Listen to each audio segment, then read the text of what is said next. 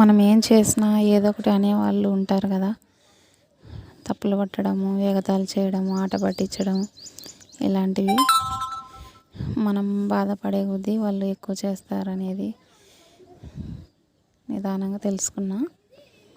నేను YouTube start చేసి 2.5 నెలలు అయింది. ముగ్గులు, వ్లాగ్స్ చేసేదాన్ని. రోజు ఇంటి ముందు ముగ్గు వేస్తుంటే ఏదో ఒకటి అంటుంటే కొంచెం ఇబ్బందిగా ఉండేది. అందుకనేసి 4 రోజుల నుంచి వీడియోలు పెట్టలేదు. మీరు నా సబ్స్క్రైబర్స్ ప్లీజ్ గమనించాలి. 4 రోజుల నుంచి వీడియోలు లేవు. మన ఛానల్లో ఉండే వీడియోస్ కూడా అన్నీ డిలీట్ చేసేసినాను. తర్వాత బాధపడ్డాను, ఎందుకు అలా చేసినాను, ఉంచాల్సింది ఎవరో ఏదో అనుకుంటారని మనం ఎందుకు